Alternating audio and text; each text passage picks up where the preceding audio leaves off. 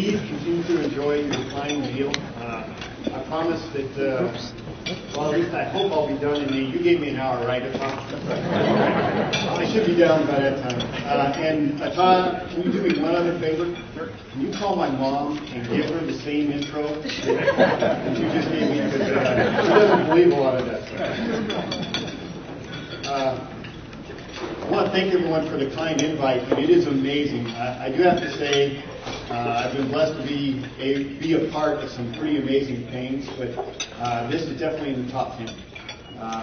Being able to invite veterans, to honor them for their selfless service and their sacrifices they made just by having a simple lunch. I think this is fantastic, and being invited to be a speaker is quite an honor. For the Rotary Club, thank you very much for the invite. For the ones that are still in uniform, it's one of those things they teach you when you go to colonel school, commander school, is you have to go through and thank everybody before you get rolling. So bear with me. Mr. Larry Camper, thank you again. Todd, thank you for the invite, and thank you for the kind introduction. The color guard, I see you guys over there. Thank you for that fantastic way of presenting the colors.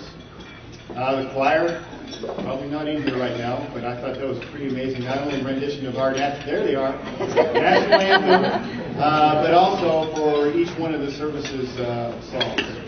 And then the chaplain, thank you, chaplain, for that invocation.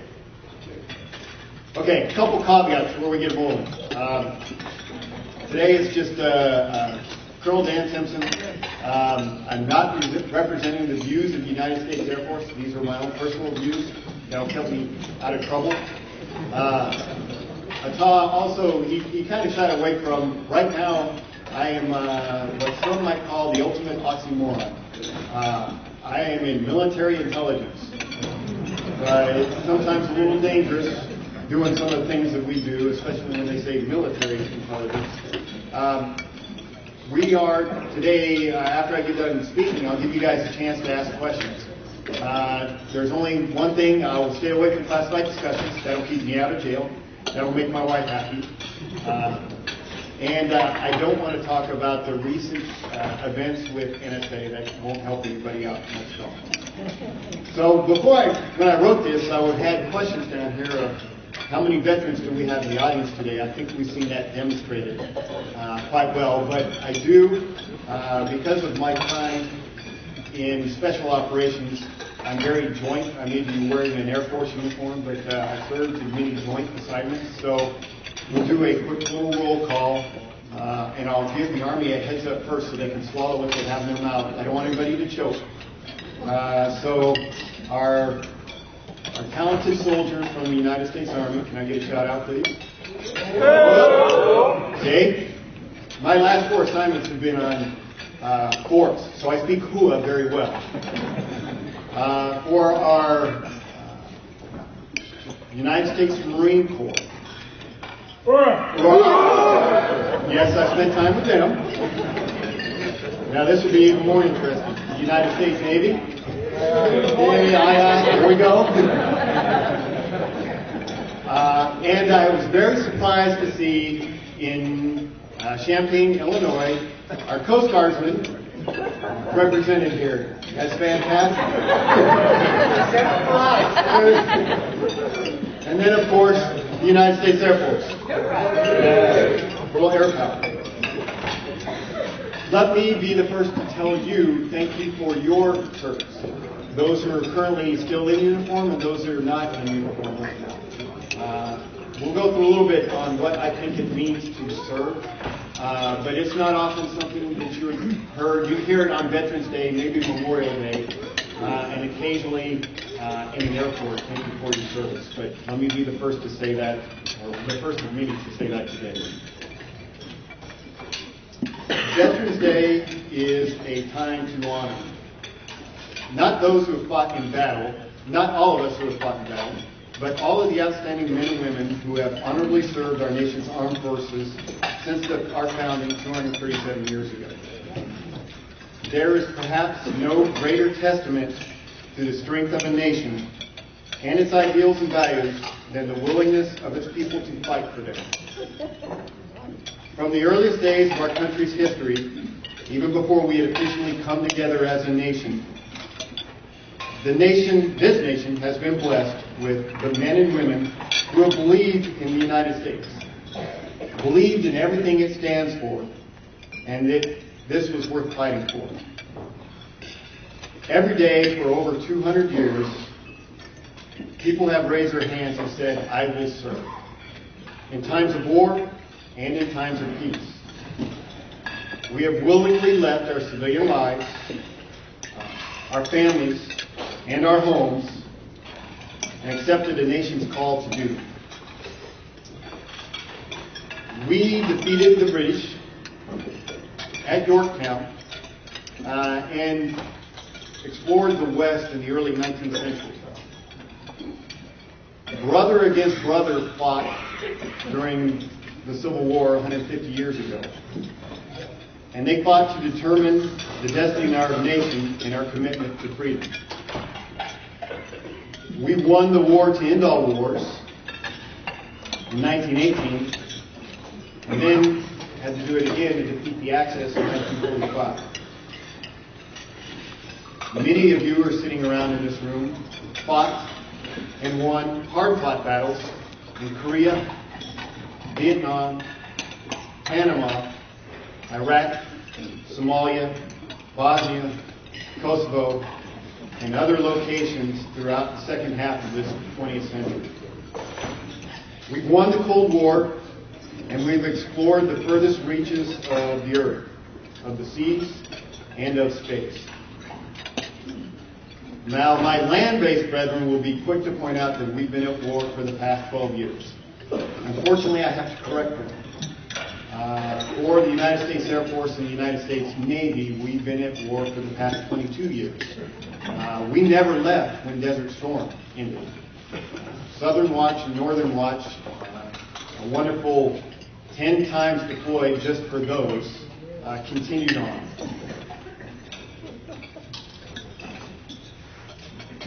We have served in Iraq and Afghanistan, offering new hope and opportunities to the people of those nations, and of bringing justice to the perpetrators of the attacks brought to this nation on September 11, 2001. The United States Air Force is the very best at what we do. And I apologize for jumping into, I'll try to stay joint when I can for our veterans, but since I got the podium, I get to brag on the Air Force just a little bit. We recruit the very best people we can find and train them to be better than any other airmen in the world. We bring 5 core missions to our great joint warfighting team. And those missions haven't fundamentally changed since we became a separate service in 1947. Let's go through a couple of those missions. Air superiority. Okay, so during Korean War was the last time that any of our land-based soldiers, sailors, airmen, Marines had experienced attack from enemy air cover. So providing that, I would say, past superiority to the point of supremacy is now one of those things that we don't plan to be under attack from the air from an enemy right now. Intelligence, surveillance, and reconnaissance, the thing that I am currently doing. We also provide, as our third core mission, rapid global mobility, the ability to quickly get from one fight to the next. Our fourth mission is global strike, the ability to hold at risk any target in the world at a short response time.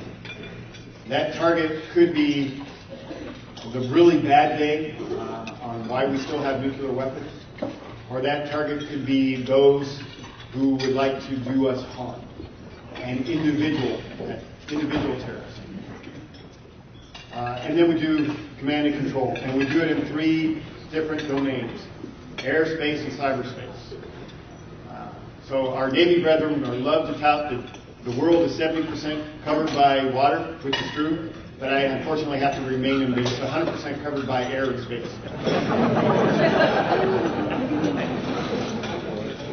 Okay, and now we have cyberspace. So about 2 years ago, as I was attending National War College in Fort McNair in Washington, D.C., I got a phone call that says, congratulations, you've been selected for Group Command. I said, thank you very much. What did I get? You're going to take command of the 659. I don't know what that is. The colonel on the other side says, hold on a second, I don't know either. It's a new unit. Okay. So be careful of those rumor mills, because what I was getting from the rumor mill was, you're going to go back to special operations. So we were prepared for that. Said, so what am I going to be doing? You're going to be doing cyber. You guys read my records, right? You know I don't know anything about cyber. Strike Eagles, F-16s, Fighter Weapons School, Special Operations. I know how to bring hate and discontent to the enemy via those methods, but cyber? You got to be kidding me. Well, we hired you because you're operational experienced. You're not going to think like folks who are recently transitioning over. We're not going to think about the defensive mindset when it comes to this domain. I want you to think about the offensive mindset that we can take to this domain. So I have now, and I need to update my bio because it's almost 2,000 airmen that are figured out ways how to defend us from the bad guys on cyber, how we can go and get information from those bad guys in cyber, and then when authorized, how to go and achieve those non-kinetic effects on the bad guys. I'm still trying to talk my airmen, and I've got some very talented airmen, trying to get them to figure out. I am a big fan of removing our adversaries from the battlefield. I prefer to do it in a permanent method, so they can never come back and revisit harm upon us.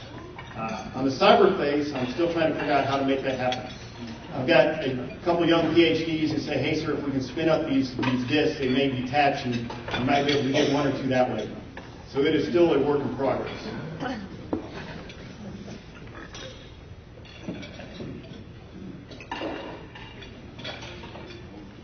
I was going to cover quick our core values for the United States Air Force, because I think it's going to speak to every veteran out here, because I'm not going to say one value that you haven't already heard, and probably that you are already embodying based on training that you had a long time ago. And one of these sounds like a Rotarian core value.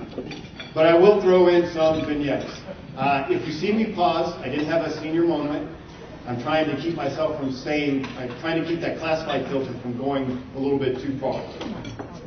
Okay, first, our first core value in the United States Air Force is integrity first. To me, that one's a no-brainer. For all of you that have served and for the public out there, would you trust somebody with defense of this nation if they cannot tell the truth, if they steal, or if they cheat? Those are things that we cannot condone in a profession of arms. You cannot defend a nation that way. Integrity is a character trait. It is that willingness to do what is right when no one is looking. It is that moral compass, that inner voice. It is also our voice of self-control and the basis for trust that's imperative in today's military. Integrity is also that ability to hold together and properly regulate all of these elements that I'm going to mention here briefly. But it covers a couple other moral traits that are indispensable to our service. One of those is courage. So we tend to think of courage as I'm going to take that hill, a personal type of courage. But many of you face another type of courage or exude that on a daily basis, a moral courage. To be able to do what is right even when that personal cost is high. Honesty. Like I've mentioned before, it is a hallmark of our military profession, because in the military, our word must be our bond. There are folks who put their lives in our hands if, for example, during Iraqi freedom, as a member of Special Operations, when we took down the Al-Faw Peninsula, our concern were the Iraqis were going to blow up all the oil rigs down there. So we sent in Navy SEALs, followed up by British Royal Marines and Special Air Services, but very, very small teams who would not be able to hold off the Iraqi infantry division that was within about 3 minutes response time from their insert location. So how did we do this? Well, the deal that we made, the word is our bond, is that we had arranged for firepower, an amazing amount of firepower, both air base and naval base, to be able to rain hate and discontent down on the adversaries to keep them from responding. And also do that so we can get the reinforcements from the Royal Marines and secure the Al-Faw Peninsula before the Iraqis would blow it up. If our word was not our bond, yes, we can make it, but we overestimated our capability, or if we were off on timing, that would have left a lot of dead men on the battlefield, and that's something that we could not do. And that brings me to accountability. No person of integrity tries to shift the blame to others or take credit for the work of others. The buck stop here says it best. We are all personally accountable for our performance and for the performance of the position that I'm in for my men and women. So the things that they do reflect on our unit and reflect on my command, reflect on the United States Air Force. A good example of that is how many remember about 3 years ago, a B-52 launched out of Nebraska to go down to Louisiana, and when they landed, we discovered that they were carrying live nuclear weapons on board, which were supposed to be training nuclear weapons. If they're not personally accountable, if they did not hold any integrity, they could have just not said anything. But the aircraft commander came forward and said, these things are supposed to have, every training ordinance we have has a big blue stripe on it. And these do not have big blue stripes. These are live nukes. So guys, don't get worried about them. The only way you can really, even if a plane went down, those nukes wouldn't go off. There are inherent safety features on those. You have to arm the device to be able to make it detonate. So at least you got that going for you. They came forward to say that we lost track of nuclear weapons. Now, were they in positive control? Were they still on board that aircraft? Were they always under watchful eye of airmen? Yes. But we didn't know that nuclear weapons had gone from one Air Force base to another Air Force base. As a sign of accountability for that, the Secretary of the Air Force and the Chief of Staff of the Air Force retired. They said the buck stops here. We are personally accountable for those kind of actions, even though they had nothing to do with those. So that's the kind of accountability and that's the kind of integrity that I'm talking about. That integrity piece is also why I became an officer in the United States Air Force. I didn't mention I was prior enlisted for a little while. Also in special operations. Spent a lot of time down in South and Central America doing stuff. On one particular mission, we had an officer who said that our small team, our small detachment, was a lot more capable than we actually were. And we ran into some folks that we really didn't want to run into. And we had a lot of folks who were wounded, and luckily we were able to get exfiled out of there in time before things got even worse. When we came back, the report of that contact read slightly different than what myself and several other members of the team recalled. What this young captain had put forward. He had compromised his integrity. The team went together and went to the commander to let them know that this was not an accurate portrayal and told them what had actually happened. But I made a decision there. I loved what I did. It was an amazing job. But you could complain about it all you want, but the only way to really affect change was in my view, to become an officer, to be the one that was in that position to make those decisions, to make sure that I was personally accountable, and that I had that sense of honor, that integrity, to make sure that nothing like that would happen again, at least not. So that was one of the things, because somebody compromised their integrity. That was one of the reasons why I decided to go from being enlisted to officer. Our second core value for the United States Air Force is service before self. That sounds remarkably familiar to the motto I just heard from the Rotary Club. This one is very simple. It tells us that our professional duties take precedence before our personal desires. Those, I think, many of us in the room have experienced this service before self. In the Air Force, we recruit airmen, but we retain families. So when we're talking about that service before self, we're also trying to consider the families. The unit I had command of before, our operations tempo was we were on what was known as a 1-to-1 dwell, both for Iraq and Afghanistan. 6 months out, 6 months back, 6 months out, 6 months back. I had several airmen, so junior airmen, non-commissioned officers, senior non-commissioned officers, and officers who had been doing this for the past 6 to 7 years. So my number of deployments downrange, I now have 17 deployments downrange. I had members of my unit that were approaching 22 times downrange, out and back, 6 months at a time. So it took us a little while to learn our lessons from our Army and Marine Corps brethren, where maybe we should extend it to a year to try and give us a little break on our ops tempo. But that's what we're doing, out and back, 6 months at a time. It is easier for us who are going downrange. You tend to separate yourself emotionally, you separate yourself mentally from your family, and you start concentrating on the mission, on what you're going to accomplish. The family is living that every day. We talked about this the other night, and sometimes I think it's even more difficult. For those of you who served during World War II, you were able to write letters back and forth to see how things were going.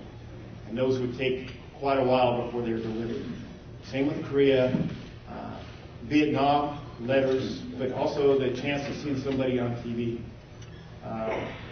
As we progressed more and more of these more recent conflicts, then you start, telephone calls. You may or may not be able to call. Email, chat, and now Skype. Some of our folks who are deployed downrange are able to Skype with their families every night, which is great to be able to take care of the home life. I think that's fantastic. And you get to see that man or that woman that is serving downrange every night. You get to see the kids, so it's not a shock when you come back. It takes special kind of people to voluntarily raise your hand and say, I will do that. I will go and deploy. I am prepared to sacrifice my life for defense of this nation. And thank you all, the ones who are out here. Thank you for taking that opportunity to do that. The third core value that the United States Air Force has is excellence in all we do. Every airman strives for continual improvement, not only in themselves, but in the service of this nation. I have young staff sergeants, so young E5s that have doctorate degrees. Can you believe that? I don't have a doctorate degree. I have young officers who have volunteered to step up for their 10th deployment to take someone else's who just got hit because the family just had a baby. So they want to give a break to that other officer so they can take that deployment for them and they'll get the next time. It also goes towards an organizational kind of excellence of all we do, that adaptability and flexibility. The mission of my unit is ever evolving. Any given day, it is changing. It's almost like we're building the aircraft while it's in flight. And it's now going supersonic with this everything that is going on.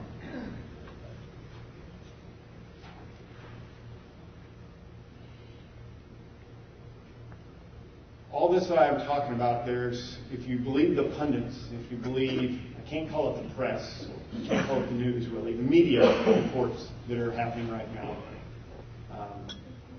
our nation is facing a very serious threat. We are spending ourselves out of existence. We have a budget which is putting, and again, this is my opinion, a budget that's putting this nation at risk. There's competition now, or observed to be competition, between defense and social programs out there. I think it definitely can be worked out if we can get away from this hyper bipartisanship that is going around in Washington. But I do want you to think about one thing. Anytime you hear those come up on the news, there was a British Air Marshal, J.C. Sletcher, and he wrote this in the 1950s. It is customary in democratic countries to deplore expenditure on armaments as conflicting with the requirements of social services. There is a tendency to forget that the most important social service that a government can do for its people is to keep them alive and free. And that's what many of you in the audience have done, is keep your people alive and free. Today, as we've done for the past 94 years, we honor those who have stepped forward to answer our nation's call. We honor them for their sacrifice. We honor them for their willingness to put their love of country not just into words, but into deeds as well. I salute the soldiers, sailors, airmen, Marines, Coast Guardsmen, active duty, reserve, and National Guard who have served our nation honorably all around the world for the past 237 years. And before I turn this open to questions, I will leave you off to each service has a creed that they have. And I will give you the Air Force creed. I am an American Airman. I am a warrior. I have answered my nation's call. I am an American Airman. My mission is to fly, fight, and win. I am faithful to a proud heritage, a tradition of honor, and a legacy of valor. I, an American Airman, guardian of freedom and justice, my nation's sword and shield, its sentry and avenger. I defend my country with my life.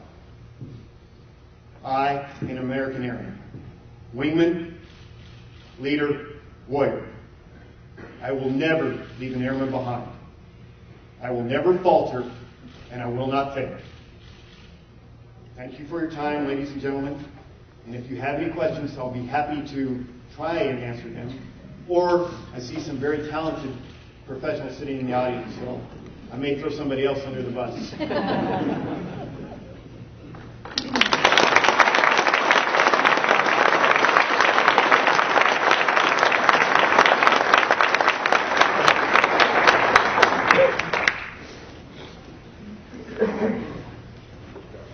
Got one. I'm sorry. Oh, I'm sorry. Please, sir. Can everybody hear me back there? Yes. Okay. Just want to get away from the podium. Colonel Fort Meade is where NSA is. It is. Any comments? It's an interesting assignment. So I'll say this. Don't believe everything that you read in the paper. I will not name that individual's name. We tend to call him a traitor. If he had done what he did 20 years ago, he would be in jail.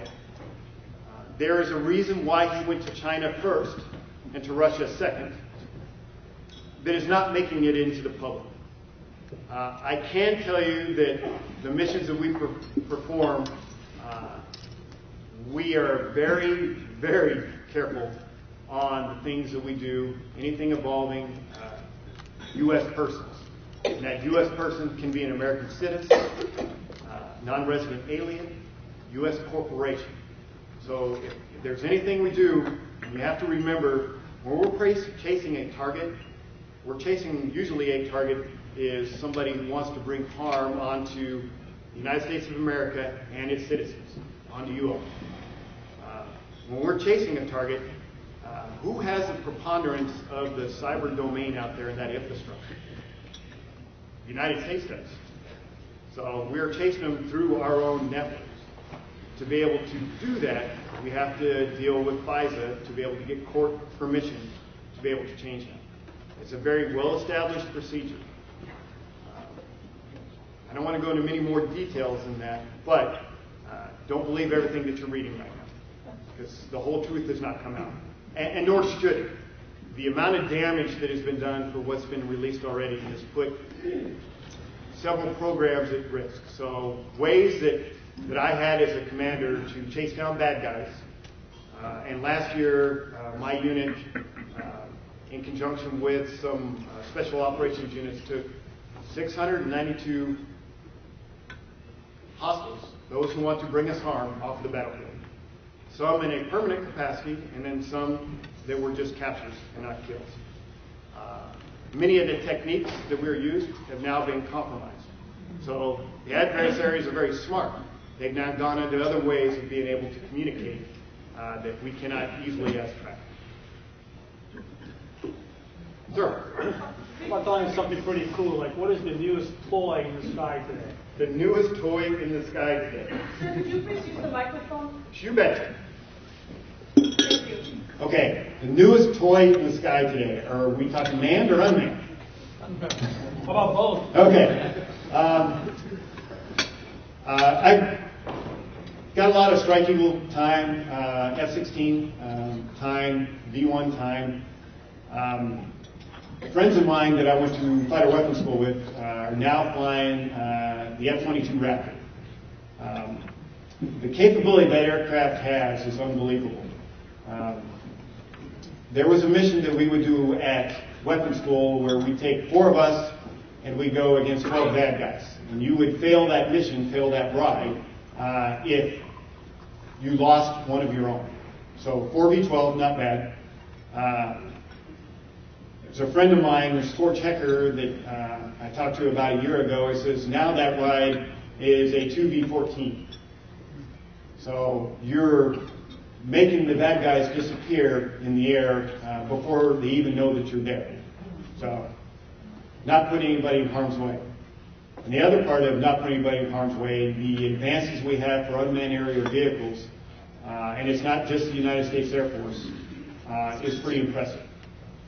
But now, being able to put those, like in an MQ-9, a Reaper, something that has in excess to 24-hour loiter time, but also is carrying Hellfire weapons to be able to put down on enemies, or provide close air support for troops in contact, is also pretty impressive. And the individuals flying it is sitting 6,000 miles away in a controlled manner. So those are kind of cool. Got a question over there. That was going to be my question about the drone program.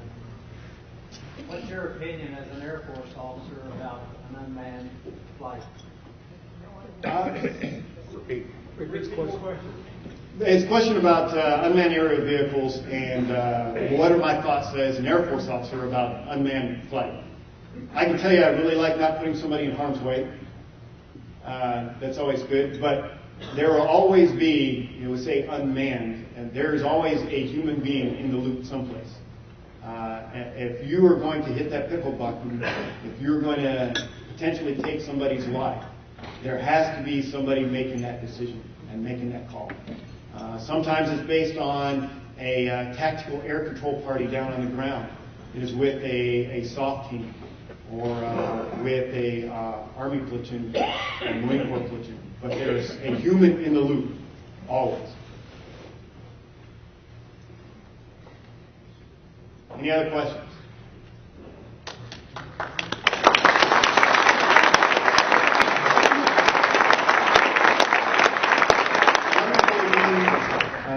To reiterate, thank you for your service.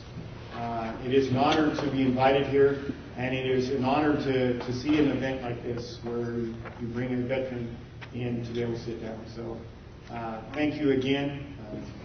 My lovely bride and I enjoyed this trip greatly. And hopefully we'll see you guys shortly.